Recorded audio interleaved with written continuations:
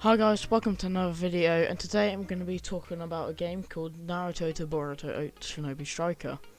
This game is based off the anime Naruto and Boruto, which is pretty much the sequel to Naruto. But if you have seen it, you understand the basic gist of the game. It's got genjutsus, taijutsus and ninjutsus integrated into the game. There's different modes, stuff like that. It's based in the world of Konoha Village, and it's got multiple maps around the world. Pretty much it's got Cloud Village, Stone Village, stuff like that. But before we get into this video, I'd just like to say a massive thank you to anyone who's been supporting my latest video. Really does mean a lot. It's got multiple times over the amount of subs I've got on this channel, and it really does mean a lot. It's an most viewed video, and hopefully it will eventually reach 1,000 views, which has never happened for me, and it will personally be a huge success of mine, pretty much. But yeah, if you have come from that video, first off, hi, and thank you for subbing, thank you for liking the video, thank you for commenting, whatever you did to support it, even just watching it. And yeah, that's all I've got to say for that. But before we do get in, I'd just like to say, please like and subscribe if you find this video helpful, enjoyable, and if it gives you an insight whether you should buy this game or not, or if you have come from the other video and you do enjoy what I'm doing here. Right, I'm going to get into the main components of the game now, and the single-handedly most important thing for me has got to be the customization of your Shinobi. Pretty much it makes your Shinobi yours, and you pretty much, when you start the game, you're allowed to choose its name, choose their features, their facial features. You get to choose the eyebrows, eye colour, headband, what village they belong to essentially, and their hair colour and the shape of the hair or their hairstyle. So later on in the game, you pretty much have no limitations to what you do with your Shinobi. Some outfits may be restricted to certain types, like the current SS rated outfit, which you get from the scrolls, which I'll get onto in a minute. That's a defense type, so there's limitations with certain outfits, but apart from that, you're allowed to pick whatever village outfit you want, whatever character outfit you want. There's zero limitations with that. There's weapon limitations because of the way each character plays, but apart from that, you can have a different you can have different headgear, different trousers, different bottoms. You can make yours pretty much. And some jutsus have limitations, and I'll get onto that in a minute. Like, some belong to defense, heal, ranged, or melee, but there's only a select few that are limited, which I'll get onto once I get onto the jutsu part of this video. Okay, so that's pretty much the customization out of the way, the main components, the main things that make customization. Now we'll get onto the gameplay aspect of it. So the game has 4 different modes: flag battle, base battle, combat battle, and barrier battle. Each one has different playstyles, but essentially have similar objectives. Flag battle is to capture the flag. You got to capture the opponent's base and take their flag to your base to gain a point. You need 2 points in total to win the match. Base battle is pretty much domination from Call of Duty or control from Overwatch, but with its own Naruto's twist onto things.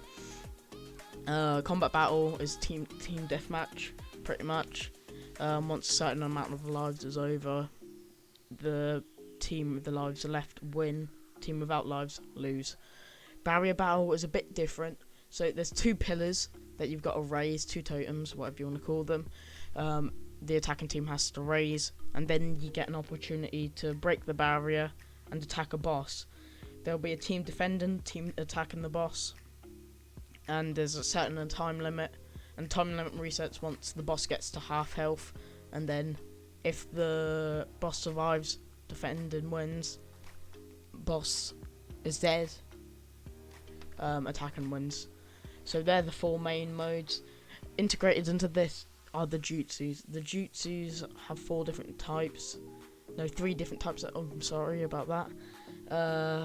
So there's the ninjutsu, genjutsu, and taijutsu, which are the attacking jutsus, or the main jutsus, what you used for your fighting in the game. Then there's the substitution jutsu, which is like shadow clone jutsu, wood clone jutsu, lightning style shadow clone jutsu, or high speed movement, similar aspects to that. Pretty much it gets you in and out of battle. If you're weak health, you use that, get out of the way, and then you can hit a counter attack or just flee. There are ninja tools, which pretty much are the projectiles. You can get these by just playing the game as scroll rewards, or get them from 1010 shop in RNG based, which I'll get onto in a moment. And then there's the ultimate jutsu. There's multiple different types. There's offensive types, which are like the massive Rasengan, things like that. There are support types. I can't name any of them, but they usually heal the team or give a boost to your entire team. Like area ultimate jutsus, which will be which will be the Kamui, the Kirin, things like that, where it affect a splash radius essentially.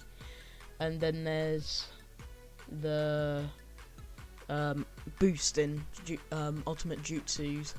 These pretty much provide a boost to certain stats of your character. They may not flinch during being attacked, or they might have increased attack damage and things like that. You can earn these rewards from training masters, or VR training masters, whatever you want to call them. These are the way you progress in the game, the way you unlock new things, new jutsus, new scrolls, pretty much the main progression of the game. So the more you level up, the more rewards you get, the more jutsus you get, and the more personality wise your character gets. So these masters consist of mainline story characters like Naruto, Boruto, Sasuke, Sakura, Shikamaru, Pain, Madara, and Obito, Kakashi, people like those. And then there's side characters like Tsunade, Jiraiya, Yamato, Conan, people like these. Now I'll get on to how you can unlock them now. So you can unlock them via either playing the game, and then you get a new master unlock once you reach level 2, I believe, of certain trainer masters. There's only one specific one you can unlock, but you can eventually unlock all the free-to-play ones free. And then there's the pay ones, or the microtransaction ones, which are £2 each, or a collective of a certain total price, which you can get via like a season pass, which is on season pass 4 or 5, I believe now. But these unlock new characters like Obito, Madara, Hashirama, Jiraiya, and Tsunade. They're just a few examples of some that are locked behind a paywall. But these provide with more jutsus, more things. Like you can get the adult Sasuke variant for Sasuke by paying for them, and you get Heavenly Hand Power, which is the Rinnegan, which you would expect you'd get from Pain or someone like Pain, but no, you get them from Sasuke. Pain, you get Almighty Push, Universal Pull, and Planetary Devastation. And there's just a bunch of different jutsus. There's like probably over 100 you can get in total. But yeah, each provides its own ultimate, each provides its own base, each provides its own substitution. It's pretty much just its way of making money, pretty much. Right, the third thing I want to go on to, fourth thing I want to go on to, sorry, is the VR Ninjutsu Arena. VR Ninjutsu Arena is the single player aspect of the game. It's got different missions. It's got D rank, C rank, B rank, A rank, and S rank. These all are pretty much the same, and I'm not the biggest fan of them. But if you want a single player experience, that's what you've got to go on to. They're pretty much just fetch quests, boss quests, henchman quests, like eliminating henchmen, things like that. Sorry. They're mainly just quite repetitive, but if you want a single player side, do those. You can get scroll rewards, you can get Kakashi scrolls, which are the rarest scrolls in the game, and you get the best rewards out of them, which I'll get onto when I talk about 1010 shop. But yeah, there's like 50 in total. It doesn't take too much time to fully complete. I think they could improve this by adding limited time ones, like you fight Sasuke in the Valley of the End, or you defend Konoha from the 6 Paths of Pain, stuff like that. But no, it's just repetitive fetch quests, things like that, which I do not rate that highly, to be honest. But that's that part. That was a bit of a rant, I'm sorry. Now I'm going to be getting on to 1010 shop. 1010 shop is essentially the RNG side, the pack side, if you want to call it, like if you're a FIFA player or something like that.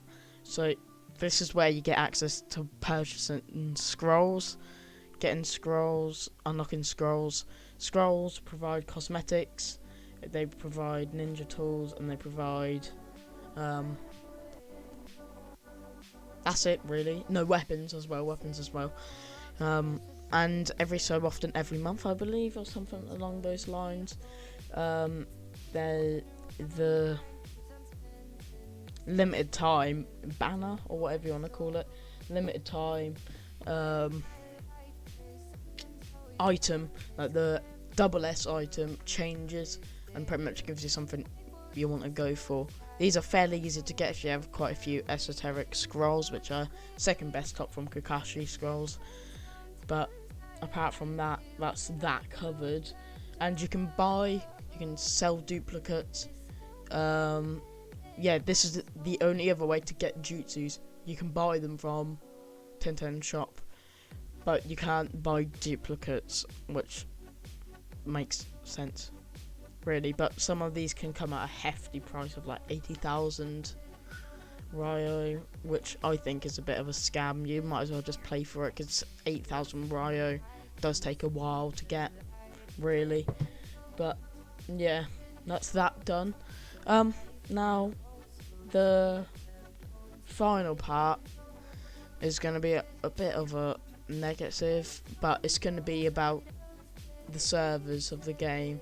The servers of the game aren't the greatest, to be honest.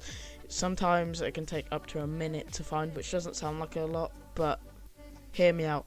So when you do find a game, usually you'll lag, or it'll be delayed, or whatever you want to call it. I don't know if this is my internet or if anyone else is. The servers, I'm pretty sure they aren't the greatest. It's not good with handling a lot of players, and yeah, there's that. Usually I'll be teleporting around the map or something similar to that, but if it's not helped, it's not helped. But if they could get more servers to reduce the amount of stress, or allow you to pick what server you want to be on at all times, that could help. Not too sure, maybe just be my internet, but there's that side of things. And quick tip, don't play the beginner match, or beginner tutorial exercise, whatever you want to call it, the one where you're under level 30 and you can only play it. It takes like 10 minutes to find a match. It's terrible. Just go into normal match. You'll matchmake with people similar to your level anyway. Skill-based matchmaking, stuff like that. At this time, I do not believe it's Shinobi Striker is crossplay. All this footage is recorded on PC. You'll probably be able to see FPS counter top left. But yeah, that's pretty much the video done. It's just a rant on Shinobi Striker and if you should play it in 2021, which I believe you should. If you're a Naruto fan, definitely. If not, give it a try. At the moment, it's on sale for £3, I believe, on Steam. But I think it is a bit overpriced. It's like 40 quid, if I'm correct. I got it off CD Keys or Cheataway, whatever you want to call it, or whatever one provides them. But yeah, I'd say it's more of a £20 game, not a £40 game. But I do recommend getting it from a cheaper website or something along those lines. So that's this video over. If you did enjoy it, please leave a like down below. Make sure you subscribe if you want to see more of this content. Turn on that post notification bell if you want to be alerted of when my latest videos come up. And yeah, I'll see you in the next one in a bit.